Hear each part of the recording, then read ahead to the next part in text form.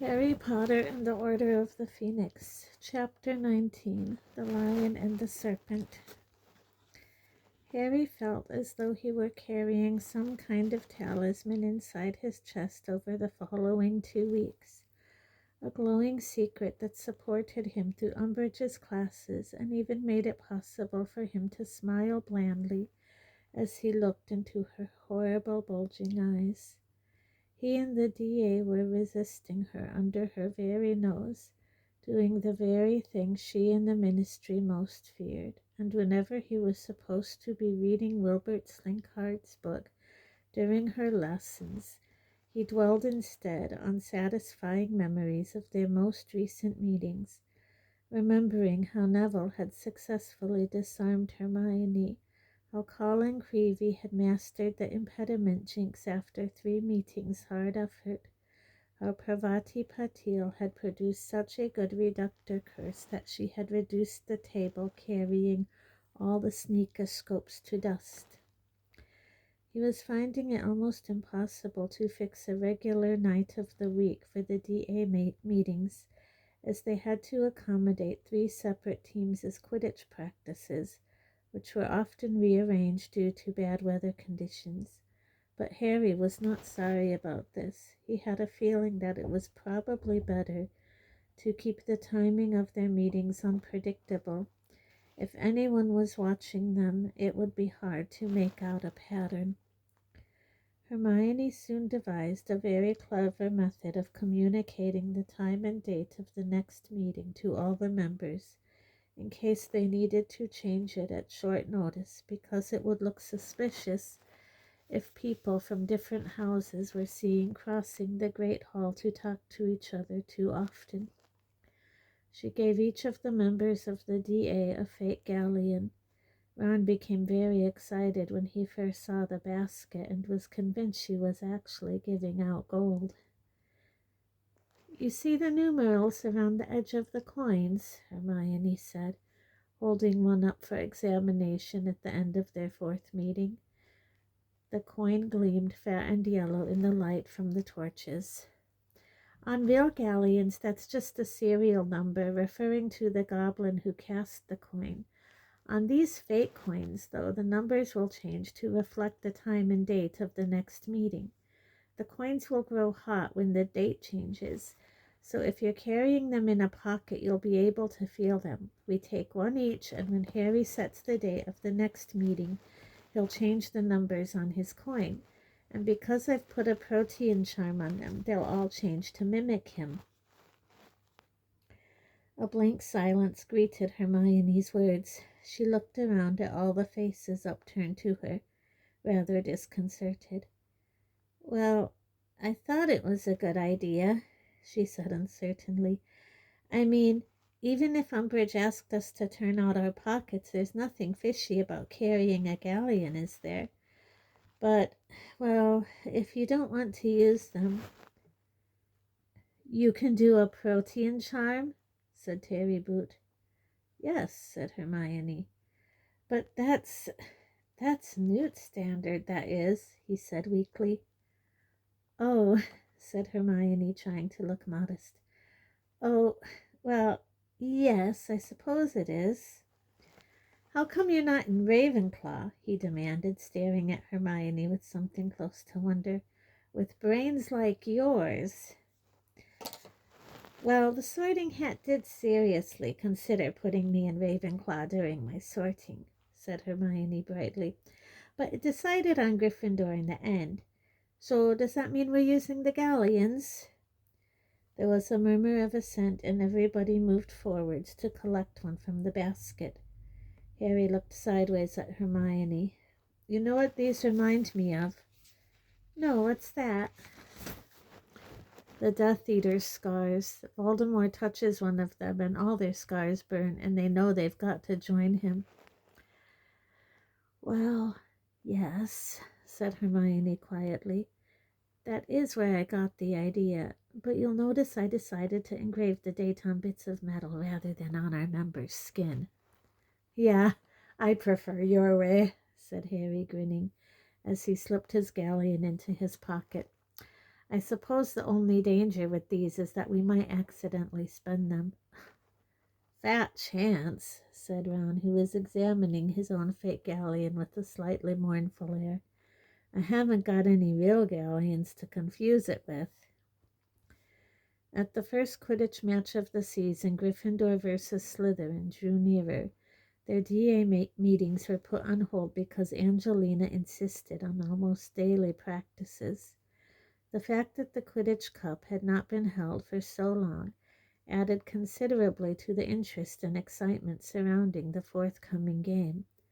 The Ravenclaws and Hufflepuffs were taking a lively interest in the outcome, for they, of course, would be playing both teams over the coming year, and the heads of house of the competing teams, though they attempted to disguise it under a decent pretense of sportsmanship, were determined to see their own side victorious. Harry realized how much Professor McGonagall cared about beating Slytherin when she abstained from giving them homework in the week leading up to the match. "I think you've got enough to be getting on with at the moment," she said loftily. Nobody could quite believe their ears until she looked directly at Harry and Ron and said grimly, "I've been accustomed to seeing the Quidditch Cup in my study, boys, and I really don't want to have to hand it over to Professor Snape, so use the extra time to practice, won't you?" Snape was no less obviously partisan. He had booked the Quidditch pitch for Slytherin to practice so often that the Gryffindors had difficulty getting on it to play. He was also turning a deaf ear to the many reports of Slytherin attempts to hex Gryffindor players in the corridors. When Alicia Spinnet turned up in the hospital wing with her eyebrows growing so thick and fast they obscured her vision and obstructed her mouth, Snape insisted that she must have attempted a hair-thickening charm on herself, and refused to listen to the 14 eyewitnesses who insisted they had seen the Slytherin keeper, Miles Bletchley, hit her from behind with a jinx while she worked in the library. Harry felt optimistic about Gryffindor's chances. They had, after all, never lost to Malfoy's team. Admittedly, Ron was still not performing to Wood's standard, but he was working extremely hard to improve. His greatest weakness was a tendency to lose confidence after he'd made a blunder. If he let in one goal, he became flustered and was therefore likely to miss more.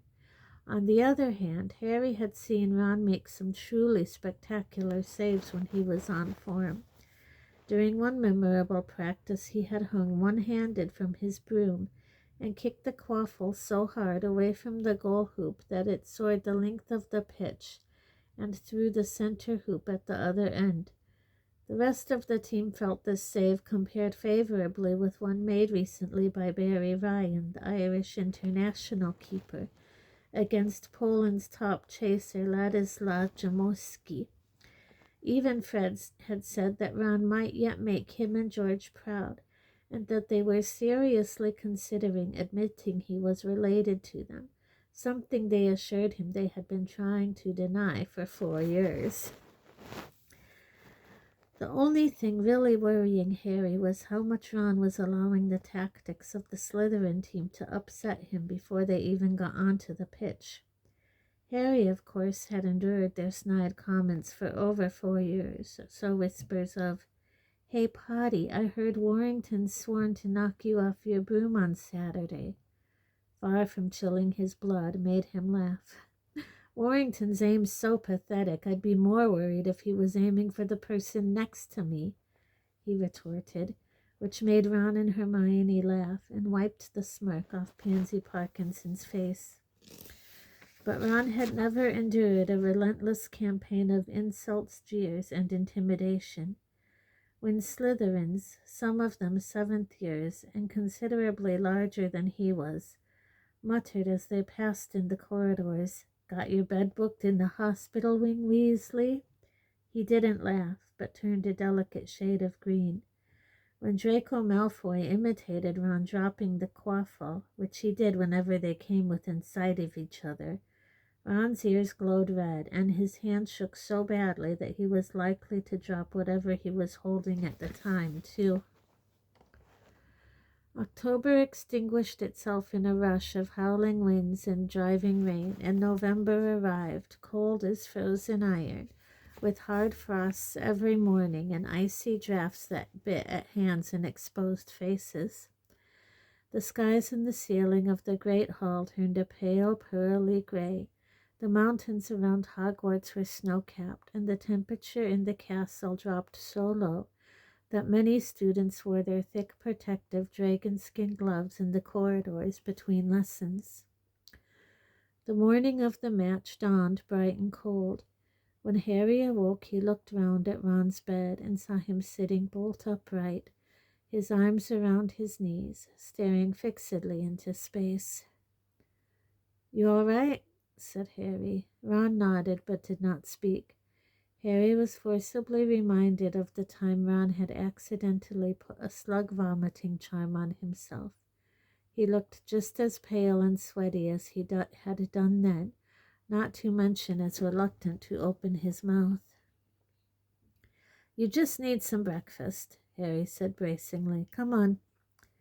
The great hall was filling up fast when they arrived, the talk louder and the mood more exuberant than usual.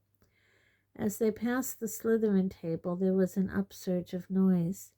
Harry looked round and saw that, in addition to the usual green and silver scarves and hats, every one of them was wearing a silver badge in the shape of what seemed to be a crown. For some reason, many of them waved at Ron, laughing uproariously. Harry tried to see what was written on the badges as he walked by, but he was too concerned to get Ron past their table quickly to linger long enough to read them. They received a rousing welcome at the Gryffindor table, where everyone was wearing red and gold, but far from raising Ron's spirits, the cheers seemed to sap the last of his morale. He collapsed onto the nearest bench, looking as though he were facing his final meal. "I must have been mental to do this," he said in a croaky whisper. "Mental." "Don't be thick," said Harry firmly, passing him a choice of cereals. "You're going to be fine. It's normal to be nervous." "I'm rubbish," croaked Ron. "I'm lousy. I can't play to save my life. What was I thinking?" "Get a grip," said Harry sternly. "Look at that save you made with your foot the other day. Even Fred and George said it was brilliant." Ron turned a tortured face to Harry. "That was an accident," he whispered miserably. "I didn't mean to do it. I slipped off my broom when none of you were looking, and when I was trying to get back on, I kicked the quaffle by accident." "Well," said Harry, recovering quickly from this unpleasant surprise, "a few more accidents like that and the game's in the bag, isn't it?" Hermione and Ginny sat down opposite them, wearing red and gold scarves, gloves, and rosettes. "How you feeling?" Ginny asked Ron, who was now staring into the dregs of milk at the bottom of his empty cereal bowl, as though seriously considering attempting to drown himself in them. "He's just nervous," said Harry. "Well, that's a good sign. I never feel you perform as well in exams if you're not a bit nervous," said Hermione heartily. "Hello," said a vague and dreamy voice from behind them. Harry looked up. Luna Lovegood had drifted over from the Ravenclaw table. Many people were staring at her, and a few were openly laughing and pointing. She had managed to procure a hat shaped like a life-size lion's head, which was perched precariously on her head. "I'm supporting Gryffindor," said Luna, pointing unnecessarily at her hat. "Look what it does." She reached up and tapped the hat with her wand. It opened its mouth wide and gave an extremely realistic roar that made everyone in the vicinity jump. "It's good, isn't it?" said Luna happily. "I wanted to have it chewing up a serpent to represent Slytherin, you know, but there wasn't time. Anyway, good luck, Ronald." She drifted away. They had not quite recovered from the shock of Luna's hat before Angelina came hurrying towards them. accompanied by Katy and Alicia, whose eyebrows had mercifully been returned to normal by Madame Humphrey. "When you're ready," she said, "we're going to go straight down to the pitch, check out conditions, and change." "We'll be there in a bit," Harry assured her. "Ron's just got to have some breakfast." It became clear after 10 minutes, however, that Ron was not capable of eating anything more, and Harry thought it best to get him down to the changing rooms. As they rose from the table, Hermione got up too, and taking Harry's arm, she drew him to one side. "Don't let Ron see what's on those Slytherin badges," she whispered urgently. Harry looked questioningly at her, but she shook her head warningly. Ron had just ambled over to them, looking lost and desperate. "Good luck, Ron," said Hermione, standing on tiptoe and kissing him on the cheek. "And you, Harry." Ron seemed to come to himself slightly as they walked back across the great hall. He touched the spot on his face where Hermione had kissed him, looking puzzled, as though he was not quite sure what had just happened.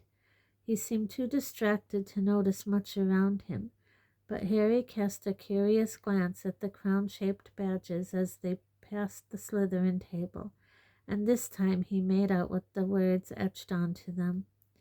"Weasley is our king."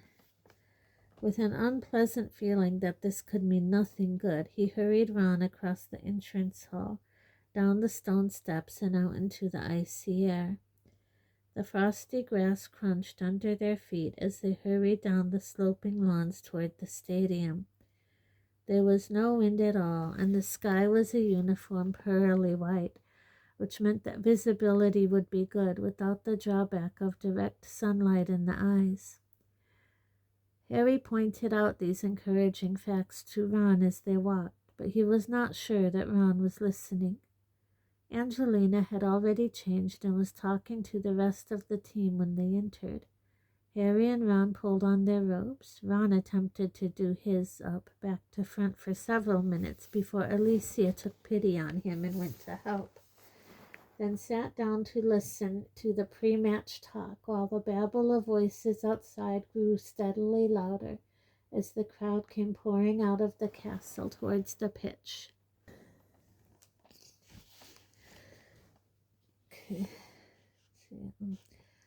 Okay, I've only just found out that the final lineup for Slytherin, said Angelina, consulting a piece of parchment. Last year's beaters, Derek and Bull, have left, but it looks as though Montague's replaced them with the usual gorillas, rather than anyone who can fly particularly well. They're two blokes called Crabbe and Goyle. I don't know much about them. We do, said Harry and Ron together. Well, they don't look bright enough to tell one end of a broom from the other, said Angelina, pocketing her parchment. But then I was always surprised Derek and Bull managed to find their way onto the pitch without signposts.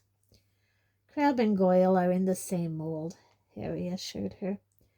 They could hear hundreds of footsteps mounting the banked benches of the spectators' stands. Some people were singing, though Harry could not make out the words. He was starting to feel nervous, but he knew his butterflies were as nothing compared to Ron's, who was clutching his stomach and staring straight ahead again, his jaw set and his complexion pale gray. It's time, said Angelina in a hushed voice, looking at her watch. Come on, everyone. Good luck. The team rose, shouldered their brooms, and marched in single file out of the changing room and into the dazzling sky. A roar of sound greeted them in which Harry could still hear singing, though it was muffled by the cheers and whistles. The Slytherin team were standing, waiting for them. They, too, were wearing those silver crown-shaped badges. The new captain, Montague, was built along the same lines as Dudley Dursley, with massive forearms like hairy hams. Behind him lurked Crabbe and Goyle, almost as large, blinking stupidly, swinging their new beaters' bats. Malfoy stood to one side, the sunlight glinting on his white blonde head. He caught Harry's eye and smirked, tapping the crown-shaped badge on his chest. "Captains, shake hands," ordered the referee, Madam Hooch, as Angelina and Montague reached each other. Harry could tell that Montague was trying to crush Angelina's fingers, though she did not wince. "Mount your brooms." Madam Hooch placed her whistle in her mouth and blew. The balls were released, and the 14 players shot upwards. Out of the corner of his eye, Harry saw Ron streak off towards the goal hoops. Harry zoomed tighter, dodging a bludger, and set off on a wide lap of the pitch, gazing around for a glint of gold. On the other side of the stadium, Draco Malfoy was doing exactly the same. "And it's Johnson with the quaffle. What a player that girl is. I've been saying it for years, but she still won't go out with me." "Jordan!" yelled Professor McGonagall. "Just a fun fact, Professor. Adds a bit of interest. And she's ducked Warrington. She's past Montague. She's—" "Ouch!" "Been hit from behind by a bludger from Crabbe. Montague catches the quaffle. Montague heading back up the pitch, and nice bludger there from George Weasley. That's a bludger to the head from Montague. He drops the quaffle. Caught by Katie Bell. Katie Bell of Gryffindor reverse passes to Alicia Spinnet, and Spinnet's away." Lee Jordan's commentary rang through the stadium, and Harry listened as hard as he could through the wind whistling in his ears and the din of the crowd, all yelling and booing and singing. "Dodges Warrington, avoids a bludger, close call, Alicia. And the crowd are loving this. Just listen to them. What's that they're singing?" And as Lee paused to listen, the song rose loud and clear from the sea of green and silver in the Slytherin section of the stands. "Weasley cannot save a thing. He cannot block a single ring. That's why Slytherin'll sing. Weasley is our king. Weasley was born in a bin. He always lets the quaffle in. Weasley will make sure we win. Weasley is our king." "And Alicia passes to Angelina," Lee shouted, and as Harry swerved, his insides boiling at what he had just heard, he knew Lee was trying to drown out the words of the song. "Come on now, Angelina. Looks like she's got just the keeper to beat. She shoots. Ah!" Bletchley, the Slytherin keeper, had saved the goal. He threw the quaffle to Warrington, who sped off with it, zigzagging in between Alicia and Katie. The singing from below grew louder and louder as he drew nearer and nearer to Ron. "Weasley is our king. Weasley is our king. He always lets the quaffle in. Weasley is our king." Harry could not help himself. Abandoning his search for the snitch, he turned his firebolt towards Ron, a lone figure at the far end of the pitch, hovering before the 3 goal hoops while the massive Warrington pelted towards him. "And it's Warrington with the quaffle. Warrington heading for goal. He's out of bludger range with just the keeper ahead." A great swell of song rose from the Slytherin stands below. "Weasley cannot save a thing. He cannot block a single ring." "So it's the first test for new Gryffindor keeper Weasley, brother of beaters Fred and George, and a promising new talent on the team. Come on, Ron!" But the scream of delight came from the Slytherin's end. Ron had dived wildly, his arms wide, and the quaffle had soared between them straight through Ron's central hoop. "Slytherin score!" came Lee's voice amid the cheering and booing from the crowds below. "So that's 10-0 to Slytherin. Bad luck, Ron." The Slytherin sang even louder. "Weasley was born in a bin. He always lets the quaffle in." "And Gryffindor back in possession, and it's Katie Bell tanking up the pitch," cried Lee valiantly, though the singing was now so deafening that he could hardly make himself heard above it. "Weasley will make sure we win. Weasley is our king." "Harry, what are you doing?" screamed Angelina, soaring past him to keep up with Katie. "Get going!" Harry realized he had been stationary in midair for over a minute, watching the progress of the match without sparing a thought for the whereabouts of the snitch. Horrified, he went into a dive and started circling the pitch again, staring around, trying to ignore the chorus now thundering through the stadium. "Weasley is our king! Weasley is our king!" There was no sign of the snitch anywhere he looked. Malfoy was still circling the stadium just as he was. They passed one another midway around the pitch, going in opposite directions.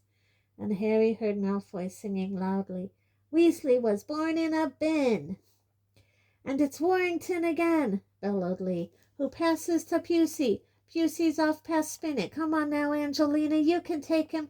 "Turns out you can't, but nice bludger from Fred Weasley. I mean George Weasley. Oh, who cares? One of them anyway." And Warrington drops the quaffle, and Katie Bell drops it too, so that's Montague with the quaffle.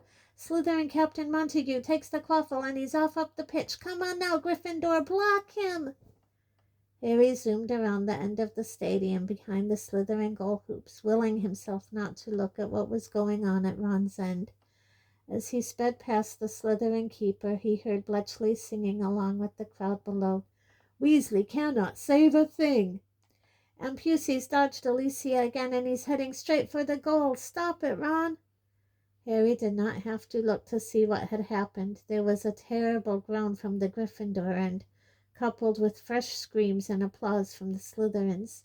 Looking down, Harry saw the pug-faced Pansy Parkinson right at the front of the stands, her back to the pitch, as she conducted the Slytherin supporters who were roaring, "That's why Slytherins all sing, 'Weasley is our king.'" But 20-0 was nothing. There was still time for Gryffindor to catch up or catch the snitch. A few goals and they would be in the lead as usual, Harry assured himself, bobbing and weaving through the other players in pursuit of something shiny that turned out to be Montague's watch strap. But Ron let in 2 more goals. There was an edge of panic in Harry's desire to find the snitch now, if he could just get it soon and finish the game quickly. And Katie Bell of Gryffindor dodges Pusey, ducks Montague. Nice swerve, Katie, and she throws to Johnson. Angelina Johnson takes the quaffle. She's past Warrington. She's heading for goal. Come on now, Angelina. Gryffindor score! It's 40-10. 40-10 to Slytherin, and Pusey has the quaffle. Harry could hear Luna's ludicrous lion hat roaring amidst the Gryffindor cheers and felt heartened. Only 30 points in it. That was nothing. They could pull back easily. Harry ducked a bludger that Crabbe had sent rocketing in his direction and resumed his frantic scouring of the pitch for the snitch, keeping one eye on Malfoy in case he showed signs of having spotted it. But Malfoy, like him, was continuing to soar around the stadium, searching fruitlessly. Pusey throws to Warrington. Warrington to Montague. Montague back to Percy. Johnson intervenes. Johnson takes the quaffle. Johnson to Bell. This looks good. I mean bad. Bell's hit by a bludger from Goyle of Slytherin, and it's Pusey in possession again. Weasley was born in a bin. He always lets the quaffle in. Weasley will make sure we win. But Harry had seen it at last. The tiny, fluttering golden snitch was hovering feet from the ground at the Slytherin end of the pitch. He dived. In a matter of seconds, Malfoy was streaking out of the sky on Harry's left, a green and silver blur lying flat on his broom. The snitch skirted the foot of one of the goal hoops and scooted off towards the other side of the stands. Its change of direction suited Malfoy, who was nearer. Harry pulled his firebolt around. He and Malfoy were now neck and neck. Feet from the ground, Harry lifted his right hand from his broom, stretching towards the snitch. To his right, Malfoy's arm extended too, was reaching, groping. It was over in 2 breathless, desperate, wind-swept seconds. Harry's fingers closed around the tiny, struggling ball. Malfoy's fingernails scrabbled the back of Harry's hand hopelessly.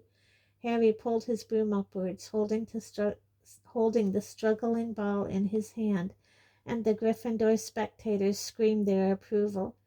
They were saved. It did not matter that Ron had let in those goals. Nobody would remember as long as Gryffindor had won.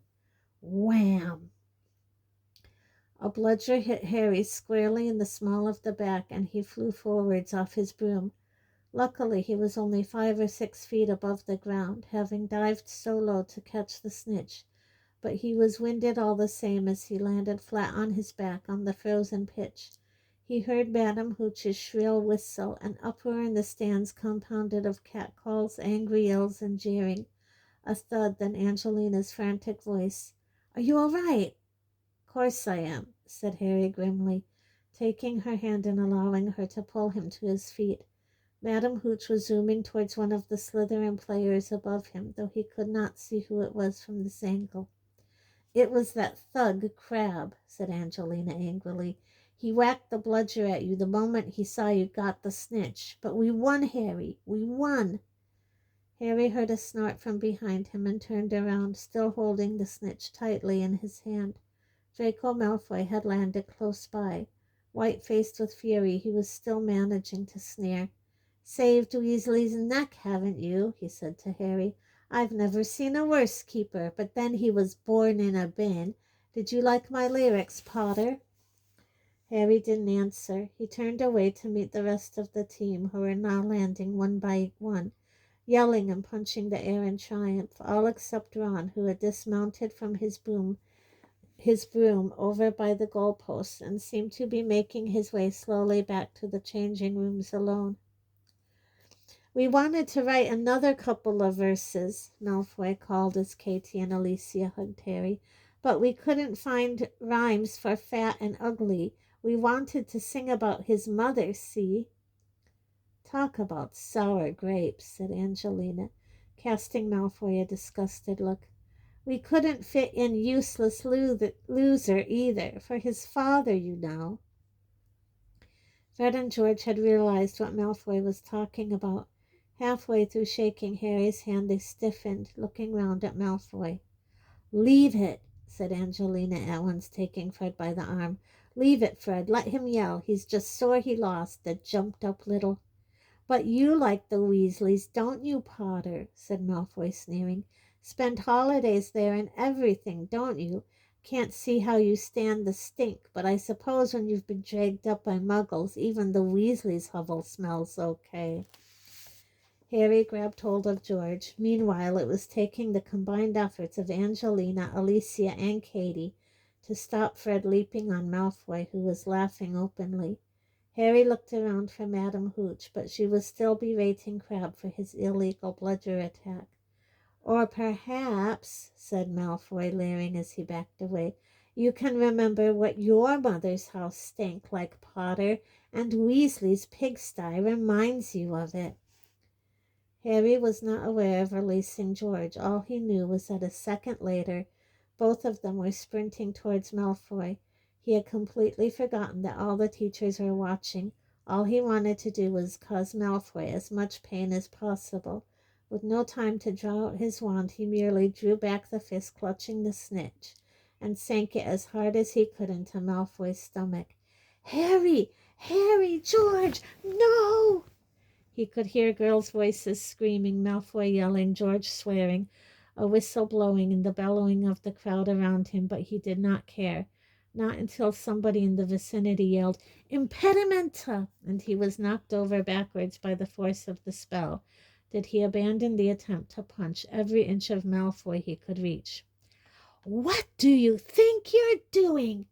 screamed Madame Hooch as Harry leaped to his feet. It seemed to have been her who had hit him with the impediment jinx. She was holding her whistle in one hand and a wand in the other. Her broom lay abandoned several feet away. Malfoy was curled up on the ground, whimpering and moaning, his nose bloody. George was sporting a swollen lip. Fred was still being forcibly restrained by the three chasers, and Crabbe was cackling in the background. "I've never seen behavior like it. Back up to the castle, both of you, and straight to your head of house's office. Go now." Harry and George marched off the pitch, both panting, neither saying a word to the other. The howling and jeering of the crowd grew fainter and fainter until they reached the entrance hall, where they could hear nothing except the sound of their own footsteps. Harry became aware that something was still struggling in his right hand, the knuckles of which he had bruised against Malfoy's jaw. Looking down, he saw the snitch's silver wings protruding from between his fingers, struggling for release. They had barely reached the door of Professor McGonagall's office when she came marching along the corridor behind them. She was wearing a Gryffindor scarf, but tore it from her throat with shaking hands as she strode towards them, looking livid. "In!" she said furiously, pointing to the door. Harry and George entered.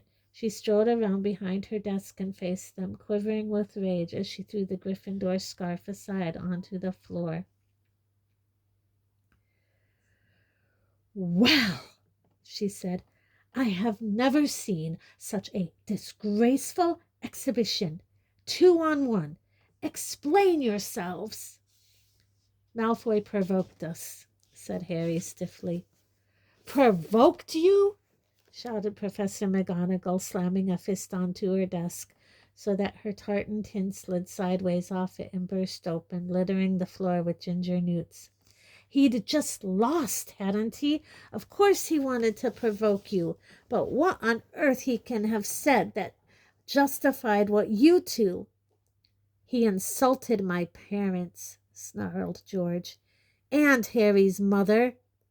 But instead of leaving it to Madam Hooch to sort out, you two decided to give an exhibition of Muggle dueling, did you?" bellowed Professor McGonagall. "Have you any idea what you've—" Ahem. Harry and George both spun round. Dolores Umbridge was standing in the doorway, wrapped in a green tweed cloak that greatly enhanced her resemblance to a giant toad, and was smiling in the horrible, sickly, ominous way that Harry had come to associate with imminent misery. "May I help, Professor McGonagall?" asked Professor Umbridge in her most poisonously sweet voice. Blood rushed into Professor McGonagall's face. "Help?" she repeated in a constricted voice. "What do you mean, help?" Professor Umbridge moved forwards into the office, still smiling her sickly smile. "Why, I thought you might be grateful for a little extra authority." Harry would not have been surprised to see sparks fly from Professor McGonagall's nostrils. "You thought wrong," she said, turning her back on Umbridge. "Now, you two had better listen closely. I do not care what provocation Malfoy offered you. I do not care if he insulted every family member you possess. Your behavior was disgusting, and I am giving each of you a week's worth of detentions. Do not look at me like that, Potter. You deserve it. And if either of you ever—" Hem. Professor McGonagall closed her eyes as though praying for patience as she turned her face towards Professor Umbridge again. "Yes?" "I think they deserve rather more than detentions," said Umbridge, smiling still more broadly. McGonagall's eyes flew open. "But unfortunately," she said with an attempt at a reciprocal smile that made her look as though she had lockjaw, "it is what I think that counts, as they are in my house, Dolores." "Well, actually, Minerva," simpered Professor Umbridge, "I think you'll find that what I think does count. Now, where is it? Cornelius just sent it. I mean," she gave a false little laugh as she rummaged in her handbag. "The minister just sent it. Ah, yes." She had pulled out a piece of parchment which she now unfurled, clearing her throat fussily before starting to read what it said. "Hem, hem. Educational Decree number 25. "Not another one!" exclaimed Professor McGonagall violently. "Well, yes," said Umbridge, still smiling. "As a matter of fact, Minerva, it was you who made me see that we needed a further amendment. You remember how you overrode me when I was unwilling to allow the Gryffindor Quidditch team to reform? How you took the case to Dumbledore, who insisted that the team be allowed to play? Well, now I couldn't have that. I contacted the minister at once, and he quite agreed with me that the High Inquisitor has to have the powers to strip pupils of privileges, or she, that is to say, I, would have less authority than common teachers. And you see now, don't you, Minerva, how right I was in attempting to stop the Quidditch team reforming? Dreadful tempers. Anyway, I was reading out our amendment. The High Inquisitor will henceforth have supreme authority over all punishments, sanctions, and removal of privileges pertaining to the students of Hogwarts, and the power to alter such punishments, sanctions, and removals of privileges as may have been ordered by other staff members, signed Cornelius Fudge, Minister for Magic, Order of Merlin First Class, etc., etc. She rolled up the parchment and put it back into her handbag, still smiling. So, I really think I will have to ban these two from playing Quidditch ever again, she said, looking from Harry to George and back again. Harry felt the snitch fluttering madly in his hand. Ban us, he said, and his voice sounded strangely distant. From playing ever again? Yes, Mr. Potter, I think a lifelong ban ought to do the trick, said Umbridge, her smile widening still further as she watched him struggle to comprehend what she had said. You and Mr. Weasley here, and I think, to be safe, this young man's twin ought to be stopped too. If his teammates had not restrained him, I feel sure he would have attacked young Mr. Malfoy as well. I will want their broomsticks confiscated, of course. I shall keep them safely in my office to make sure there is no infringement of my ban. But I am not unreasonable, Professor McGonagall, she said, turning back to Professor McGonagall, who was now standing as still as though carved from ice, staring at her. The rest of the team can continue playing. I saw no signs of violence from any of them. Well, good afternoon to you. And with a look of the utmost satisfaction, Umbridge left the room, leaving a horrified silence in her wake. Banned, said Angelina in a hollow voice late that evening in the common room. Banned. No seeker and no beaters. What on earth are we going to do? It did not feel as though they had won the match at all. Everywhere Harry looked there were disconsolate and angry faces. The team themselves were slumped around the fire, all apart from Ron, who had not been seen since the end of the match. It's just so unfair, said Alicia numbly. I mean, what about Crabbe and that bludger he hit after the whistle had been blown? Has she banned him? No, said Ginny miserably. She and Hermione were sitting on either side of Harry. He just got lines. I heard Montague laughing about it at dinner. And banning Fred when he didn't even do anything, said Alicia furiously, pummeling her knee with her fist. It's not my fault I didn't, said Fred with a very ugly look on his face. I would have pounded that little scumbag to a pulp if you hadn't been holding me back. Harry stared miserably at the dark window. Snow was falling. The snitch he had caught earlier was now zooming around and around the common room.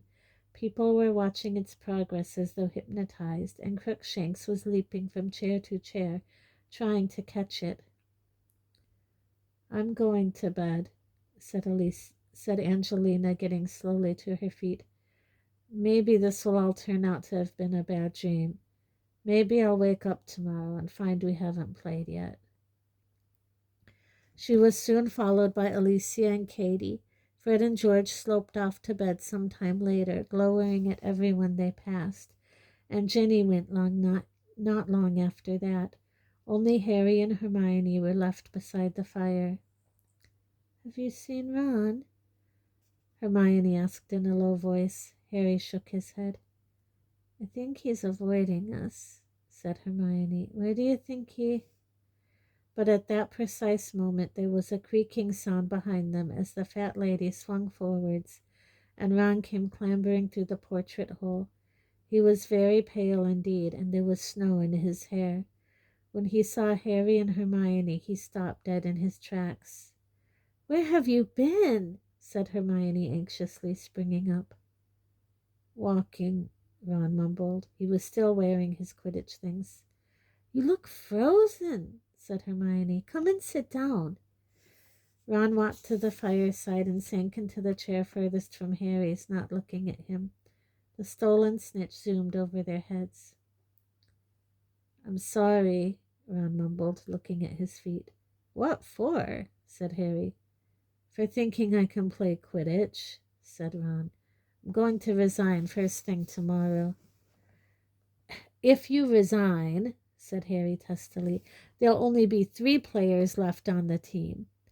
And when Ron looked puzzled, he said, I've been given a lifetime ban. So have Fred and George. What? Ron yelped. Hermione told him the full story. Harry could not bear to tell it again. When she had finished, Ron looked more anguished than ever. This is all my fault. You didn't make me punch Malfoy, said Harry angrily. If I wasn't so terrible at Quidditch, it's got nothing to do with that. It was that song that wound me up. It would have wound anyone up. Hermione got up and walked to the window, away from the argument, watching the snow swirling down against the pane. Look, drop it, will you? Harry burst out. It's bad enough without you blaming yourself for everything. Ron said nothing, but sat gazing miserably at the damp hem of his robes. After a while, he said in a dull voice, This is the worst I've ever felt in my life. Join the club, said Harry bitterly. Well, said Hermione, her voice trembling slightly, I can think of one thing that might cheer you both up. Oh, yeah? Said Harry skeptically. Yeah, said Hermione, turning away from the pitch-black, snow-flecked window, a broad smile spreading across her face. Hagrid's back.